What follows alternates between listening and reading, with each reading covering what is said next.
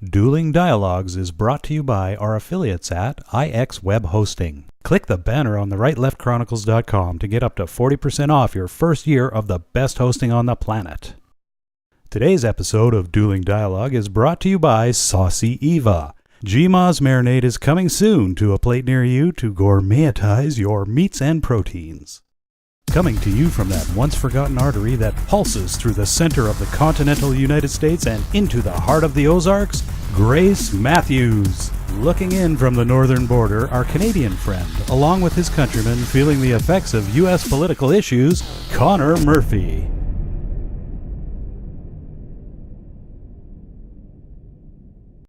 Welcome to episode 4 of Dueling Dialogues. I'm Connor Murphy out here in my Pacific Northwest studio with Grace Matthews in her Springfield, Missouri studio. Hi, Grace. How you doing today? I'm doing great. My Good. youngest son started college today. Oh, wow. That's early in the year. Yeah, it is. But he set out for a couple of years. I was worried he wouldn't go back, and he went back today. Oh, good for him. So this is a great milestone for us. Great to hear. It's the eclipse day, I should say. Absolutely. I've got on my shirt. Oh, do you? My sun shirt. Yeah, we live by the sun. We feel by the moon. Awesome. Boy, is that true. Yes. Well, it's been over here for a while now, but it was an eerie morning, that's for sure. There was no wind, so everything was very quiet, and the shadows were just so dark. It was very eerie.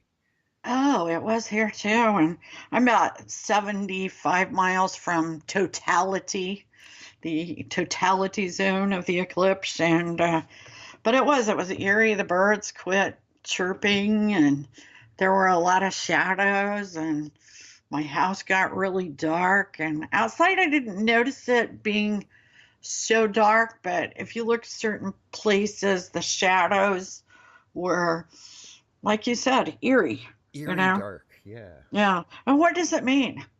Is it just a cycle, or does it really mean something? Are we going to feel some sort of change? The Jewish doctrine suggests that it's a bad omen for everyone.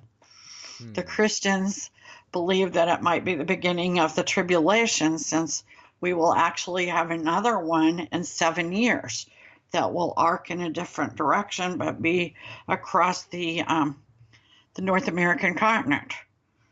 Who knows? Who knows? But maybe it could take some anger from some people. You think it could zap out some anger? We could only hope. Today, that's what we're talking about. Mm-hmm. Online hate, And, a question I keep asking myself as we go through our topics is it logical? When you really feel emotion, shouldn't we just stop every now and then and say, is this story or is what I feel logical? Because some things just aren't logical. There's no doubt that the nature of the internet gives people the feeling of anonymity. That's not the first time that's been mentioned.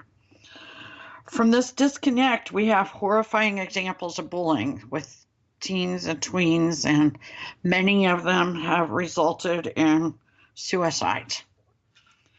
And that's horrible. And the ones that haven't ended in that way are oftentimes seriously psychologically damaged.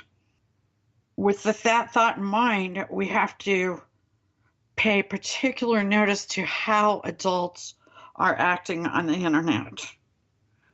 What kind of example are they setting? Because hate on the internet is just another form of bullying. Children mimic adults. Today we're pretty much focused on political hate on the internet, but we have to remember that hate is an intense and a passionate dislike. To feel this kind of dislike, one is surely needs to be personally affected by the actions of another.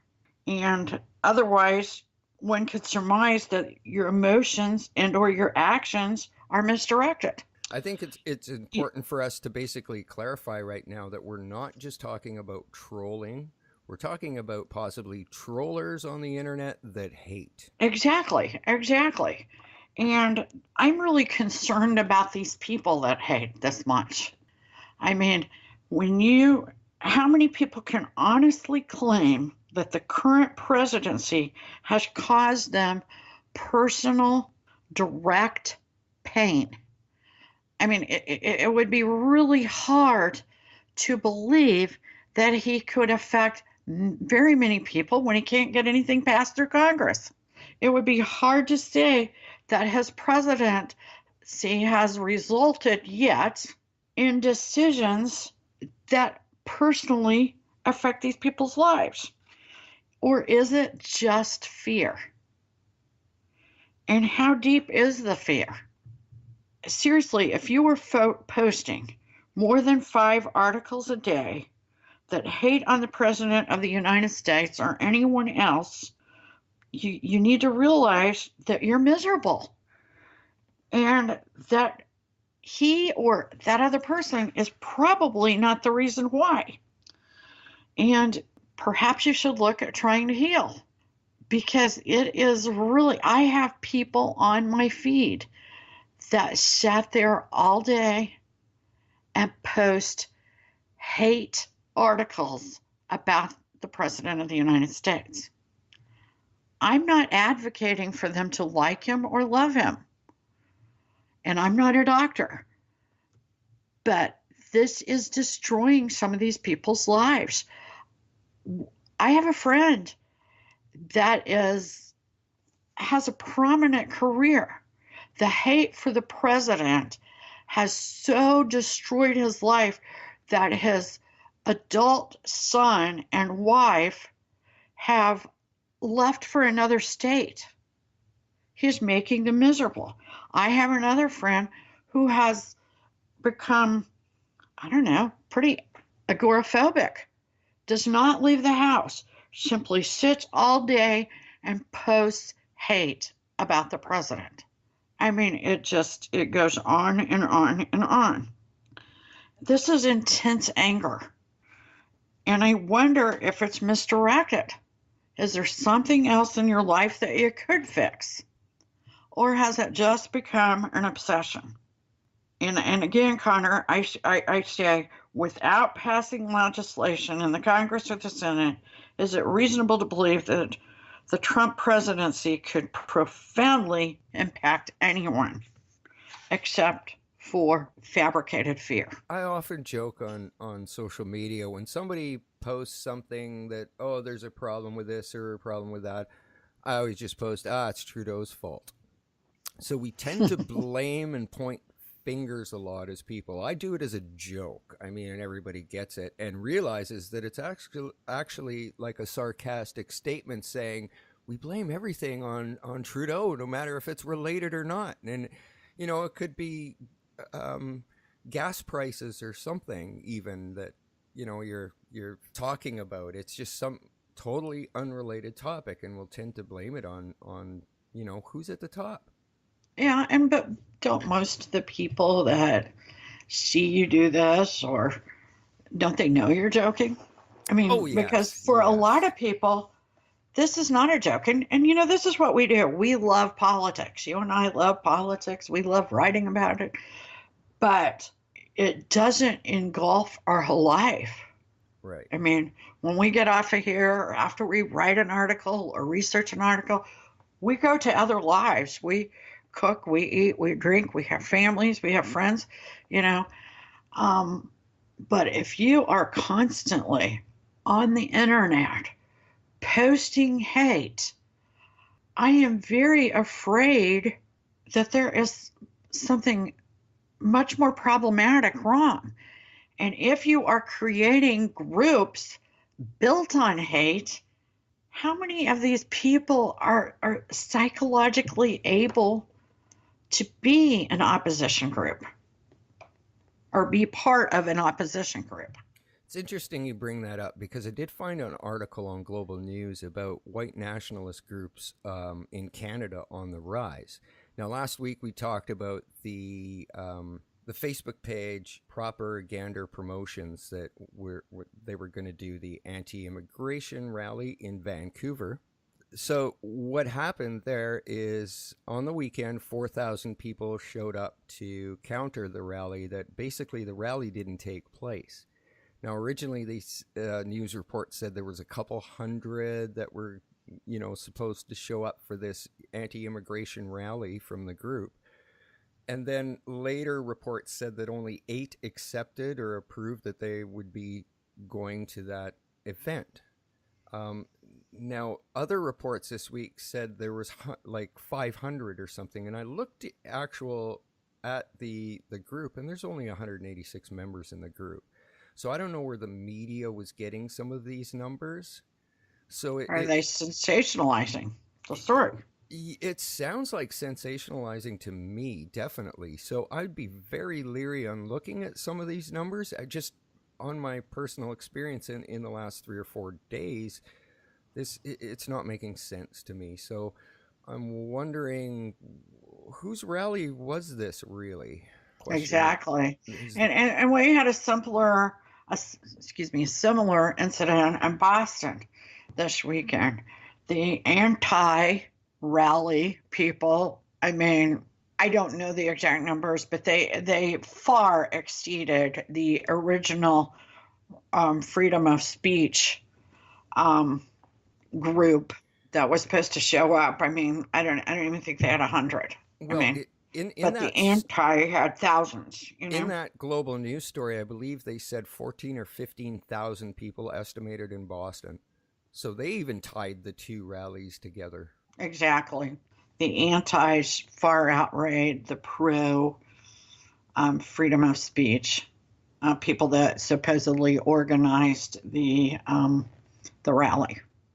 And for the I guess they apply for a license or to have a gathering. Most cities have that. So it does seem like there's some sensationalizing going on. The media is a lot of times fueling situations because their ratings were so fabulous during the election. If they don't keep this fire going, it's going to be a big letdown. So they keep throwing candy out there. And we, the people, keep grabbing. The ratings are still up from the election. I mean, we're boycotting football and baseball and other shows. The only other thing that's doing really well is HGTV. So, we're like redoing our houses and freaking out over politics. And like I said, it's enjoyable, but I do worry about sensationalizing, creating an issue that, that is something similar to a civil war. I mean, we don't want that to happen.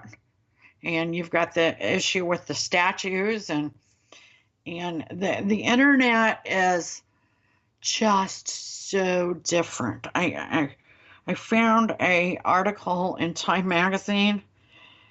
The title is Why We're Losing the Internet to the Culture of Hate. This was written about a year ago by Joel Stein, and he really explains this. It's very clever.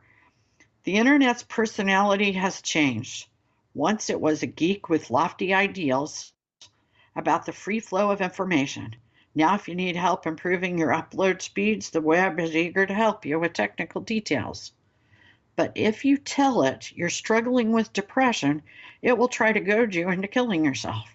Psychologists call this the online disinhibition effect, in which factors like anonymity, invisibility, a lack of authority, and not communicating in real-time strip away the mores society spent a millennia building. I think that is a perfect definition of what's going on. And for many people that are psychologically well-balanced, this basically doesn't apply. You go to the internet to see what your family's doing, you look up stuff, you read articles, but there is a certain amount of the population that is so obsessed with the internet and the hate and spreading hate on the internet that, we have a whole new set of IC9 codes. See, this is a recognized problem on the internet for sure. I mean, Google is doing its best. As a matter of fact, The Hill put out an article citing that some hate speech that Google found over. It was a social media site, an alternate right social media site, and they've suspended them. Also, other like Facebook, Twitter, and all other social media platforms have got their bots out there searching for hate speech online. I know a few friends that have been suspended for supposed racial comments or hate speech. And during today's show, I spent about an hour and a half, 2 hours maybe tops, Saturday afternoon, and I just took some little snips off of my social media feed on Facebook and Twitter. So during today's show in the background, I'm just gonna like put up some of these photos so that the viewers can see some of this. If you're listening to the audio version, you might want to head over to YouTube to check out the video version of today's podcast, because I'll be playing some of those little snips that I just found on the random search on Twitter and Facebook. I think that's a great idea, because education and sometimes finding a problem really is the first step in making it better. And it's like alcoholism. When you can beg someone to quit drinking, and you can create all of these scenarios, but until they want to, or until they can label it, they're not going to change. Right. So I am hoping that people start recognizing friends and family and that are filled with hate, and not all of it is hate as in racial, or it is pure, it's hate for all kinds of reasons. Right. Whether it be political, gender, you name it. Oh my gosh, you can hate on anything, You can hate on ballerinas, I guess. I mean, some of it is, I don't understand. Well, what's interesting is that one country out there that has totally had enough with hate speech happens to be Germany. So they have some of the most strictest laws on hate speech and the highest fines out of anybody in the world right now. So they just recently enacted some hate laws there. Engadget also reported that they recently raided 36 homes over social media hate. Oh my goodness. You're kidding me. No, so they're definitely exercising that new law. And so, does this include political hate?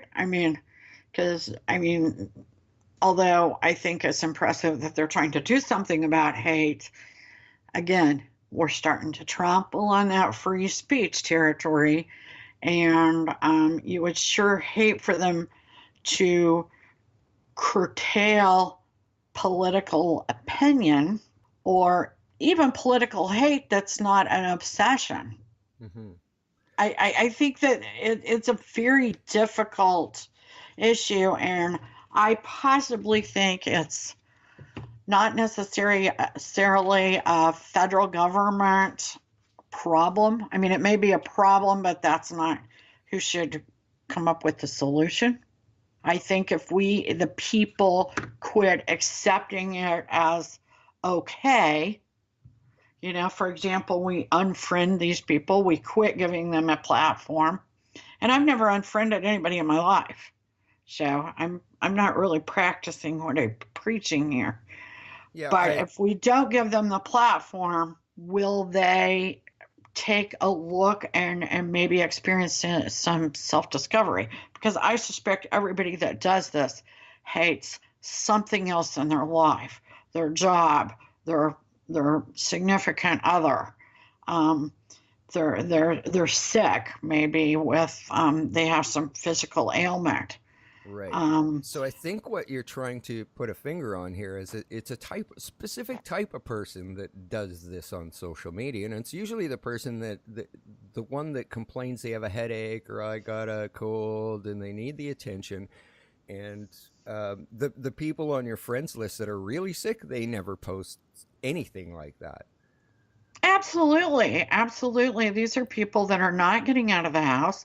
They don't have real corporeal friends. They might have social media friends, but let's face it, as much as we love the internet, and I know you love it, I mean, it doesn't take the place of watching your hockey game with your buddies. It really just doesn't.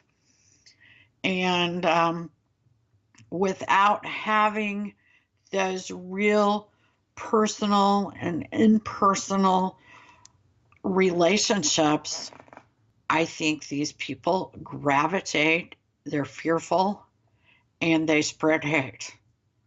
I don't even necessarily think they're the people that are showing up at hate rallies and gatherings, because I don't believe these people leave their house Right. I that think often. you've got something there. Definitely, they're likely not the ones that'll show up at the rally that they they're Yet they could helping be promote. organizing it. Yeah, they could be Yeah. organizing it, they could be fueling it, and they could be very convincing, but they're not necessarily there. In fact, I don't think they do much of anything in person. Well, if you really want your pulse on hate reporting in America, Google's got a neat tool that they've got a project going on, and it basically is a reporting tool for how many hate stories there are. You can search out by the week, by the day, and it'll display all of the titles out of news that have to do with a hate crime.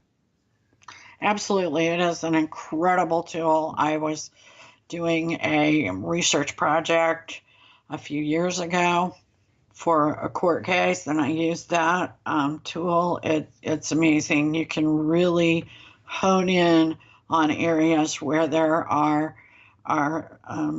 where hate exists, but also specific types of hate. Yes. And the FBI has a huge file, and they use this tool and man this tool. They watch these groups, these groups in these regions. Well, the thing I find very interesting about this tool is when you actually open up the calendar portion of this tool and you can see the red dots on the bottom, and the size of the dot is representative of how many hate stories are in the news that day, that week.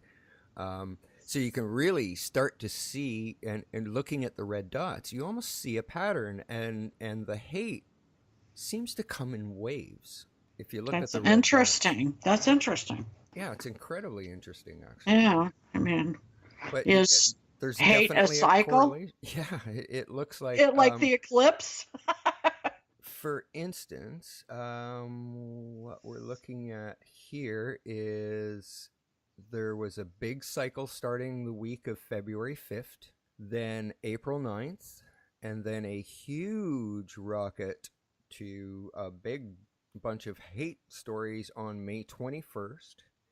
And then it tails down again, and we see a boost on June 25th again. And we're seeing one. Now, what region are you looking at right now? I don't know. You would have to drill down and Okay, find. okay, So I if see. if we pick the biggest one, which is actually the biggest dot here is May 21st.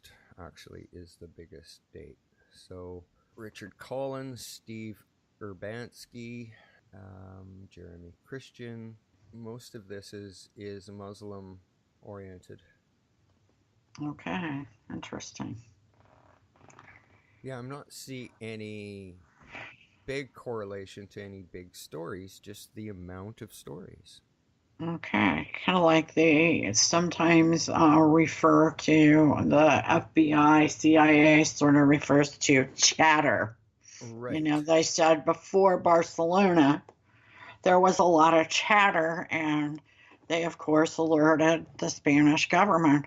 I mean, I don't know, it's hard for them to know, okay, there's chatter. We know something's coming, but if you don't know where it's at, you know, it's very difficult. But they do talk about that as they do call that oftentimes chatter. So for the listeners, we'll make sure we leave a link to the Google tool, the Hate Project, in on the blog page when we post the podcast, and we'll leave one on YouTube as well, so you can get and check out the tool yourself. Perfect. I think that's very interesting. So Grace, have you got anything else to add today? I don't think so. I think we've covered the bases. Hopefully we've gotten some thoughts out there, and everybody can come to their own conclusion. Thanks for listening. We appreciate you. We don't always agree, but life's a journey. Godspeed, my friends. Godspeed, Grace. Dueling Dialogues is brought to you by our affiliates at IX Web Hosting. Click the banner on the rightleftchronicles.com to get up to 40% off your first year of the best hosting on the planet. Today's episode of Dueling Dialogue is brought to you by Saucy Eva. GMA's marinade is coming soon to a plate near you to gourmetize your meats and proteins.